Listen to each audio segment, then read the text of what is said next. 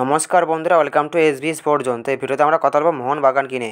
তো আজ দুপুর থেকেই ট্রান্সফার মার্কেটে মোহনবাগান কিনে একটা আপডেট বেরিয়ে আসে, তো সেটা নিয়েই এই ভিডিওতে আলোচনা করব। তো চলো বেশি দেরি না করে ভিডিওটা শুরু করা যাক। তো আজ দুপুর থেকেই মোহনবাগানকে নিয়ে যে ট্রান্সফার অর্ডারটা বেরিয়ে আসে সেটা হলো যেটা শোনা যাচ্ছে যে মোহনবাগান একজন স্প্যানিশ সেন্ট্রাল মিডফিল্ডার প্লেয়ারের সঙ্গে কথাবার্তা চালাচ্ছে। সেরকমই একটা আপডেট আজ দুপুর থেকে ট্রান্সফার মার্কেটে বেরিয়ে আসছে। প্লেয়ারটির নাম হলো ডেভিড ডেল পোজো। তো এই 27 বছর বয়সী Spanish central midfielder player David Del পোজোর সঙ্গে মোহনবাগান কথাবার্তা চালাচ্ছে, এরকমই আপডেট আজ থেকে ট্রান্সফার মার্কেটে বেরিয়ে আসছে। তো এই ডেভিড ডেল পোজোকে নিয়ে একটা স্প্যানিশ মিডিয়া যেটা জানিয়েছে সেটা হলো যে স্প্যানিশ মিডিয়া সূত্রে যেটা দাবি করা হয়েছে যে এই 27 বছর বয়সী Spanish central midfielder player David Del পোজোর সাথে কথাবার্তা চালাচ্ছে মোহনবাগান। তো এই ডেভিড ডেল পোজো একজন 27 বছর বয়সী Spanish central midfielder player. David Del Pozo central midfielder position ছাড়াও অ্যাটাকিং মিডফিল্ড পজিশনেও খেলতে পারেন, যার মার্কেট ভ্যালু 2.5 কোটি টাকার মতন। তো এই প্লেয়ারটি কিন্তু বর্তমানে স্পেনের একটি থার্ড ডিভিশনে খেলছেন এবং সেই ক্লাবের সাথে তার 2025 সাল পর্যন্ত চুক্তি রয়েছে। তো এই প্লেয়ারটিকে নিতে গেলে তার বর্তমান ক্লাবকে একটা ট্রান্সফার ফি পে করতে হবে, কিন্তু স্প্যানিশ মিডিয়া যেটা জানায় সেটা হলো যে এই ট্রান্সফার ফিটাও দিতে রাজি আছে মোহনবাগান।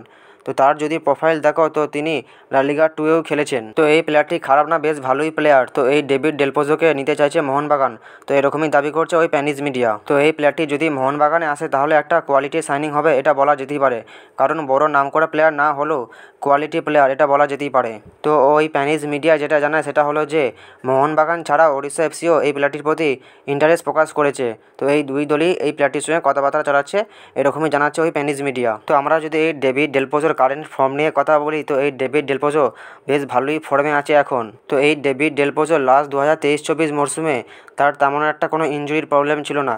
তো ডেভিড ডেল পোজো এখানে এসবই আপডেট বেরিয়ে আসছে। ট্রান্সফার মার্কেট থেকে যে খবরটা বেরিয়ে আসে সেটা হলো যে এই ডেভিড ডেল পোজোর সঙ্গে মোহনবাগানের তেমন দূর কথাবার্তা এগোয়নি, তো মোটামুটি কথাবার্তা হয়েছে, এরকমই আপডেট বেরিয়ে আসে ট্রান্সফার মার্কেটে। তো মোহনবাগান যদি এই ডেভিড ডেল পোজোকে সাইন করায় তাহলে বলা যেতেই পারে যে মোহনবাগানের জন্য এই ডেভিড ডেল পোজো একজন দুর্দান্ত সাইনিং হতে চলেছে, তো এটা বলা যেতেই পারে। তো মোহনবাগানকে নিয়ে এই আপডেটটা ছিল, তোমাদের জানিয়ে দিলাম। তো পরবর্তীকালে যদি এই আপডেটটা নিয়ে যদি কোনো স্ট্রং আপডেট বেরিয়ে আসে আমি তোমাদের অবশ্যই জানিয়ে দেবো। তো মোহনবাগানকে নিয়ে এই আপডেটটাই তোমাদের জানানো ছিল, তোমাদের জানিয়ে দিলাম। তো এরপর আমরা কথা বলবো জামশেদপুর এফসিকে নিয়ে। তো জামশেদপুর এফসিকে নিয়ে যে আপডেটটা বেরিয়ে আসে সেটা হলো যে জামশেদপুর এফসি জেভিয়ার সিবিরোকে আরও 1 বছরের জন্য তার দলে সাইন করে নিয়েছে, যেটা অফিসিয়াল অ্যানাউন্সমেন্টও করে দিচ্ছে তারা। তো এই জেভিয়ার সিবিরিও লাস্ট মরশুমে ইস্টবেঙ্গল থেকে লোন ডিলে জামশেদপুর এফসিতে আসে।